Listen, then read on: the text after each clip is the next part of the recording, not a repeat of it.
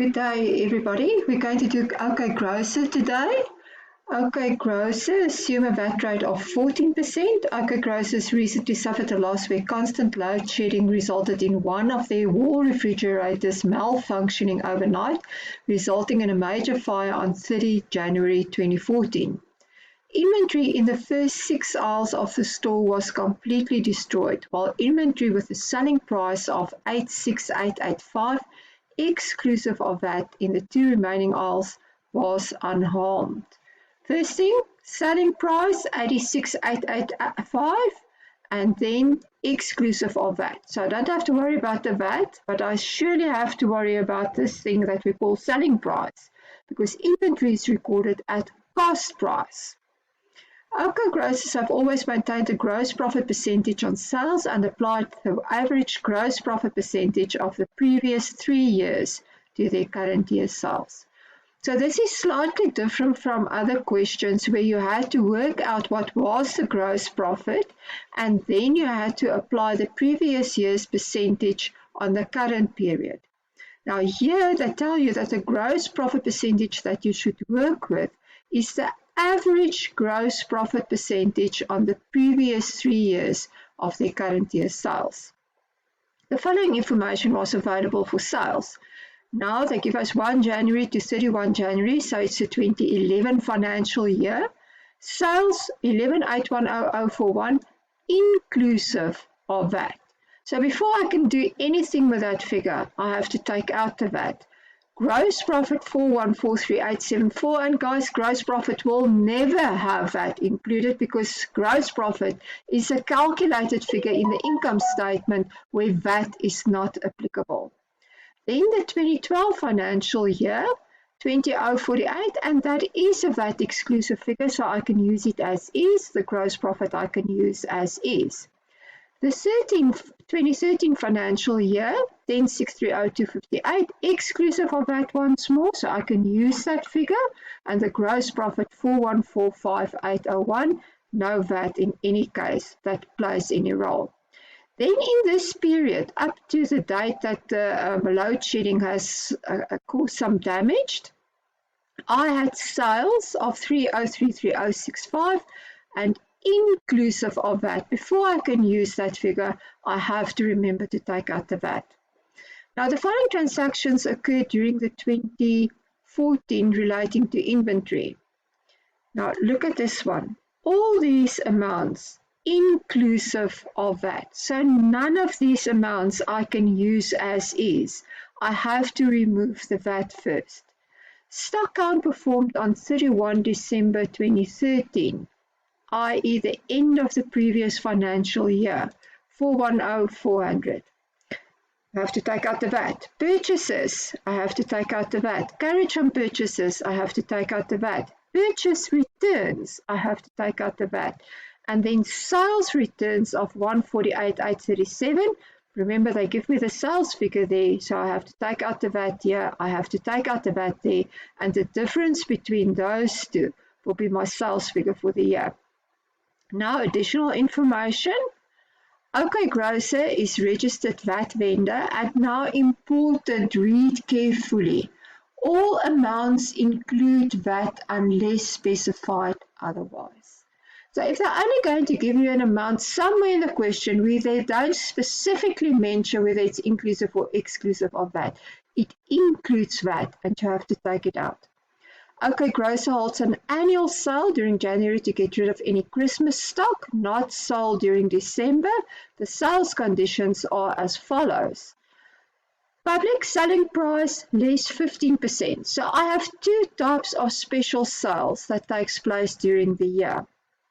The one is the sales to the public, where after I've calculated my normal gross profit markup percentage. So in other words, where I've established what is my profit formula normally, I'm going to apply this selling price less 15% on my normal profit formula to derive at my markup percentage for my public. Then for my staff is cost less 10%. Now, whenever you get something like cost less something or cost plus something, if it's cost, then you work cost price on 100, 10% of 100 is 10, so this formula will be 100 less minus 10 equals 90. The sales to the public and staff during January 2014 amounted to 589,685 and 256,743 respectively. So it's in this current year period where the damage took place. Remember, all amounts include VAT. So for those two figures, I must remember to take out the VAT first before I can do anything with that figure. OK Grocer managed to sell some of the damaged inventory to a charity organisation for R56,895, which is much lower than the normal market if there were no change. The organisation provides families in need with basic necessities. Now, OK Grocer's inventory is insured to the value of 250,000. So what we know is that once we have calculated the amount of the claim that we can lodge against the insurer, we must deduct from that value of the claim the proceeds that we could have received when we have sold damaged stock. OK Grocer's inventory is insured for 250,000 exclusive of VAT, specifically stated, with our assurance. Our assurance applies the averaging clause on the insurance policy, so we have to go and work out the averaging clause.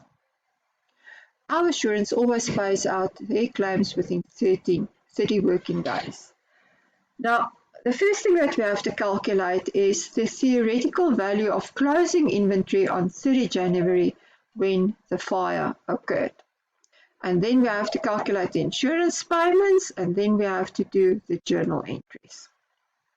Now, in order to do this, we have to go back and have a look what was our gross profit percentage, because the very first thing that we need to calculate in this question is gross profit percentages, because then we have profit formulas and we have sales figures, which they gave us. So if we have the profit formulas and we can apply that to the sales figures, we can work out cost of sales. If we can work out cost of sales in total, and we have opening stock, we have purchases and purchase-related costs, and we have cost of sales in total, then we can, as the balancing figure, work out the theoretical stock on hand. So let's start at the beginning. The beginning is firstly to determine what was our gross profit percentage, our normal gross profit percentage, by using these figures. And they tell us they have maintained a gross profit percentage on sales, and we have to apply the average gross profit percentage of the previous year's 3 years to the current year's sales. So sales we have, that one we said we can use as is. This one we have to take out the VAT. That one we have to take out the VAT. Sorry, that's inclusive of VAT. These two is already exclusive of VAT, so we can use it as is, and we can use the gross profits as is to work out what was the gross profit percentage.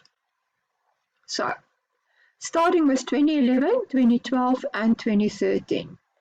Our gross profit for that specific period was 4143874, 7618503, 4145801. They gave it to us. Our sales. Now here it was VAT inclusive, so we have to take out the VAT. Once we've taken out the VAT, then 359,685. Here that gave us the VAT exclusive figure, and there they gave us the VAT exclusive figure.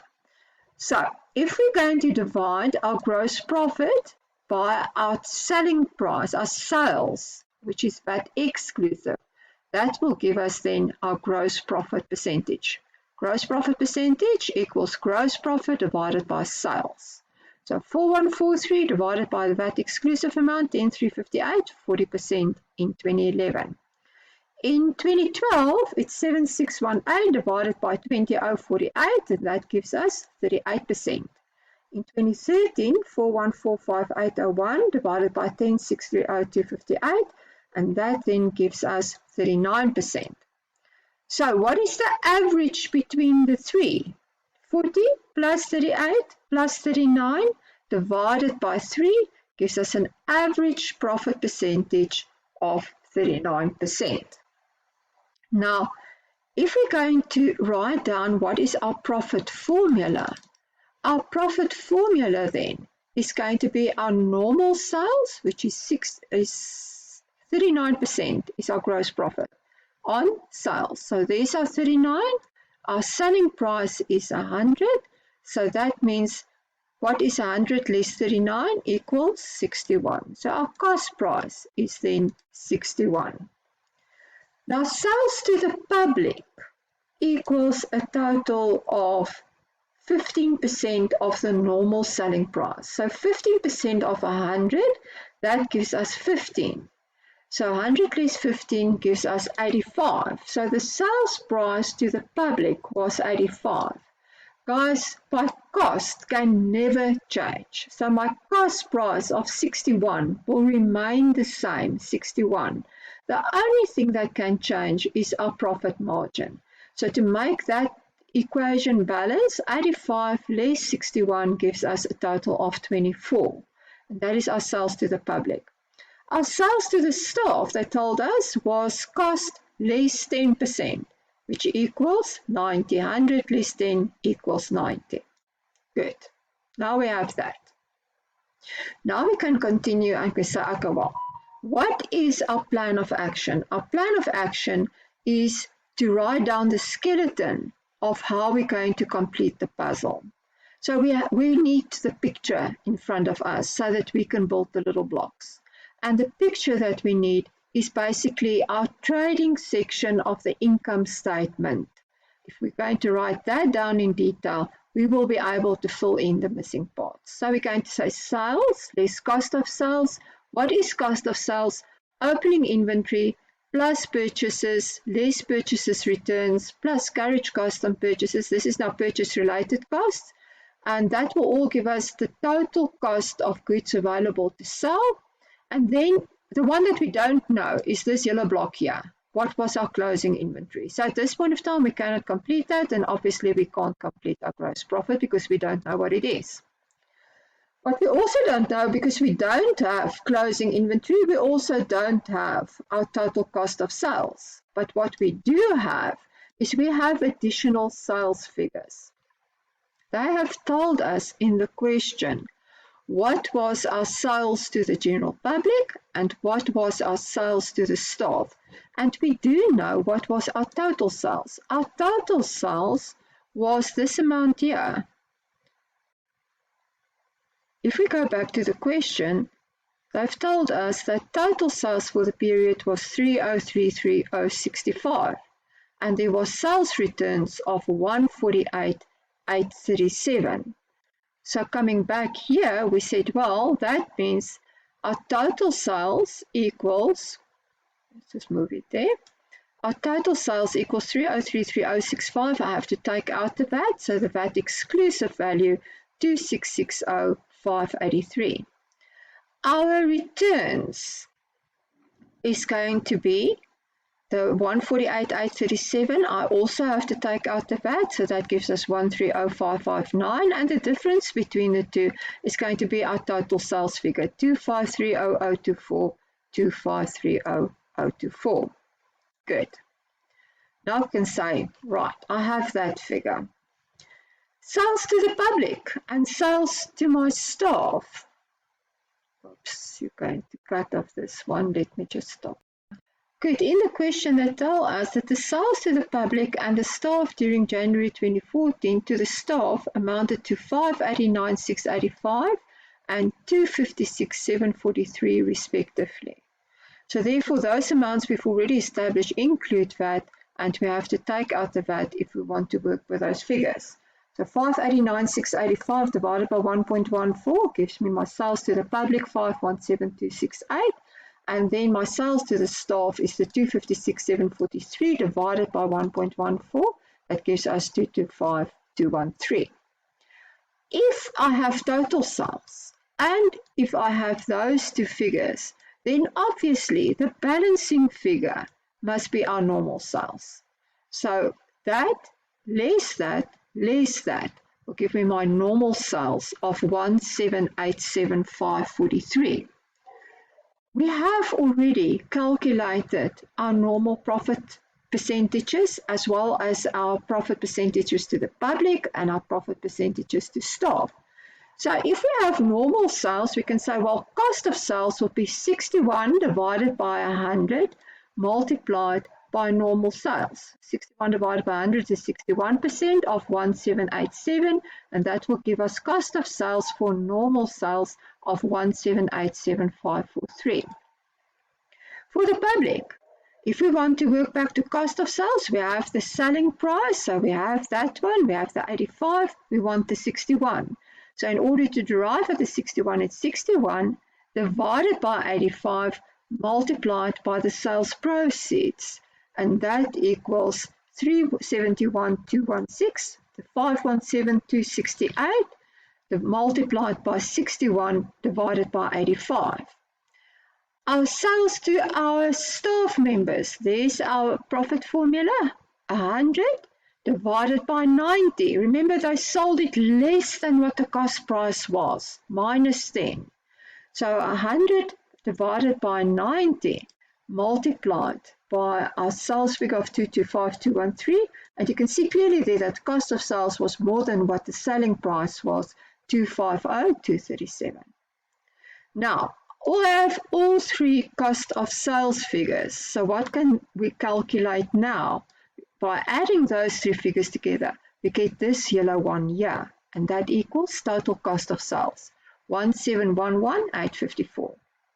Now, if we have that figure and we have this figure of the cost price of goods available to sell, then the difference between those two must be the value of the closing inventory.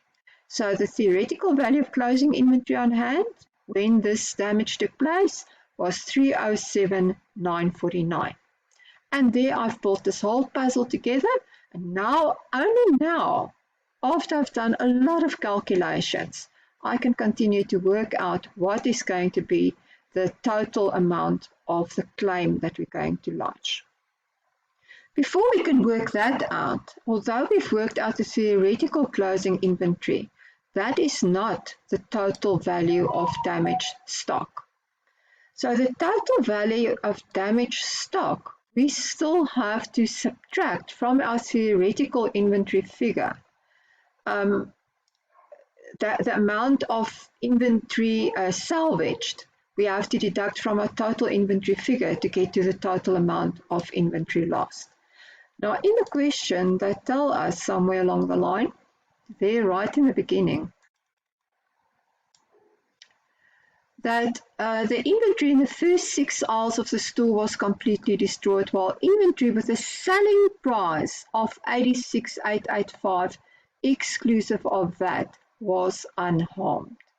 So the full theoretical inventory, closing inventory, was not damaged. I managed to salvage at selling price 86,885. So the first thing that I have to do is to convert the selling price into the cost price, and the normal sales profit formula will apply for this one. So 61 plus 39, that is my normal sales formula. If the selling price is 86,885, my cost price would be 61 divided by 100 times 86,885, which then gives us 53,000. So what was the value of the stock lost? It is our theoretical closing inventory, the 307,949. We're going to subtract from that the cost price of goods salvage of 53,000. Remember, inventory is always at cost. And that then gives us 254,949. Total value of goods lost in this event.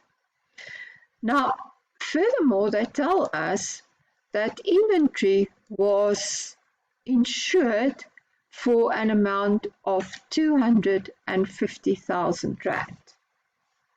So in order to work out what was the total amount of the claim that we can lodge, we need the 250,000, the insured amount.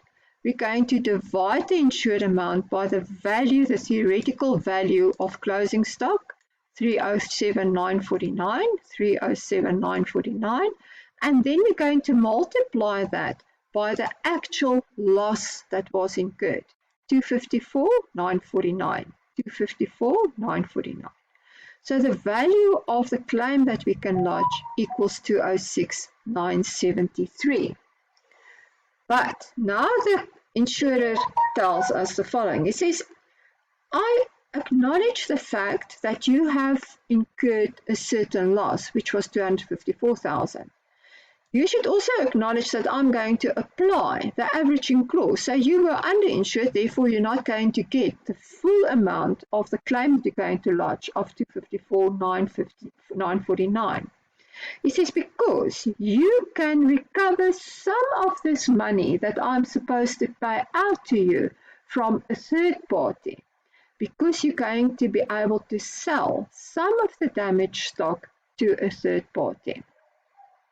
OK Grocer managed to sell some of the damaged inventory to a charity organization for 56,895. Now, this is the only way where you're going to use the selling price of inventory ever. So the selling price of that inventory, that is the amount you can recover from a third party, which eventually will mean that the insurer, the liability that he has in order to pay you out your claim is going to be reduced with that amount that you're going to get from somebody else. So the amount that you can lodge at the end of the day is only the difference between the 206 and the 49. So we can lodge a claim for 157,065. But OK Grocer is a VAT vendor. So this amount that we've worked out was a VAT exclusive amount. And according to the VAT Act, he's now also enabled to claim the VAT on that amount from the insurer. So the total claim that he's going to lodge against the insurer is going to be that amount of 157,065 multiplied by 1.14, which gives you 179,054. That's a big part of the thing. The C part of the story is now what journal entries are we going to pass? Now the first journal entry that we need to pass is we have to recognize what is the loss that was incurred by us.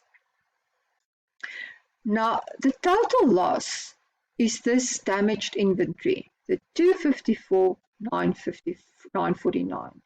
But remember, we have to show our inventory at the lower of cost, and the cost was 254,949 of the stuff that was damaged, or net realizable value. Now, what was the net realizable value of that stock of 254,000? The net realizable value is this 49,908. Why? Because this is the amount that we could have received when we were going to sell that stock to a third party. So we haven't incurred in actual fact the 254,949 in total as a loss because we were able to recover 49,908 by selling the damaged stock. So the net realizable value of the damaged goods is 49,908. So if we want to show our inventory at the lower of cost we cannot show, or net realizable value, we have to write down our inventory to the net realizable value of 49,908. So we're going to create a loss in our books, fire loss or loss with fire, or this was not a fire, this was a whatever, refrigeration loss, whatever you want to call it, load shedding loss of 254,949, which is the value of the damaged stock, it was, less the amount that we could have salvaged, 49,909. So the amount we're going to write off from our inventory, we're going to credit inventory, is 205,041. 205,041. At what value would inventory then be reflected in our books? Inventory will then be reflected at 49,908, and once we've sold it at 49,908, what will the cost of sales price be? 49,908, so it will come to 0 in our books. We're going to create a debtor because our assurance owes us the money. So our assurance we're going to debit with a total amount of the claim. Our assurance owes us 179,054. So we're going to debit our assurance with 179,054. Included in that amount is 14% VAT. So the amount that's only going to be received by the entity is going to be 157,065. So the difference between those two is due to the VAT that I claim. And that I have to pay over to the receiver of revenue by ways of VAT output. So 21,989, 157,065 times 14% is going to go to our VAT output account, which is also a statement of financial position. Yes. And then the loss that we have, this is not actually a fire loss, this is, let's say, a load shedding loss. Load shedding loss, which is the same as that account there, we're going to credit with a VAT exclusive amount of 157,065. What does that mean in effect? That means the loss that this entity, OK Grocer, has to carry himself will be the difference between 205,041 and 157,065. And now we finish with the question. Look at the question again. Go through all the stuff in the question that is actually a catches in the question. The big catch in this question is, in the first place, the VAT inclusive and exclusive figures. Also, it has a different kind of calculation of gross profit. So that is something that you have to be able to do. If you cannot do these three, the rest of your answer was totally wrong. So make sure you understand where the profit formulas are coming from. Make sure you understand where to apply what and how to apply that. You have to make sure that you know what is the skeleton of the puzzle that we're going to build. Then you must make sure that you can complete all these little bits and pieces of the puzzle. Look, what is the remaining figure that you don't have that you can work out by ways of a balancing figure? And make sure that you remember to take out the VAT everywhere. Make sure you can calculate the theoretical closing inventory. Then also make sure that you understand that the total value of the loss can only be the amount that we've suffered as a loss. That was completely damaged. So the value of the theoretical closing inventory ain't the value of the loss. That is only the value before you have calculated what you can get for some of the damaged inventory. Remember, here we work with inventory all the time, so I have to work everything in cost price, cost price. Then you have to know what the averaging clause is all about. You must be able to apply the averaging clause. You must know that the claim that we're going to lodge against the insurer will be reduced with a value that we can receive from another third party by selling some of the damaged stock. And this is the only place where you work with selling prices, because we're going to reduce the claim with the sales proceeds, the amount that you can receive from a third party. You must remember that OK Grocer is registered for VAT, so therefore the claim will include VAT, which gives you the 179,054, and then the journal entries is important. The value that I can going to write off my inventory cannot be the full value of the closing inventory. It can only be the value of the closing inventory, which was not damaged, or which was damaged in the event that took place, the 254,949. But if I can still get something for that damaged goods, then it means that that is going to be the realizable value of that stock. So I can only write off the stock to the difference between those two. Good. That is that first entry. And the second entry is, remember, the insurer is a debtor in our books. He owes us the money. What does he owe us? The full amount inclusive of VAT. The VAT portion I'm going to pay over to the receiver of revenue, and the rest I'm going to reduce the loss that I've incurred. That's to only reflect in my books the amount of the loss that actually came out of my own pocket.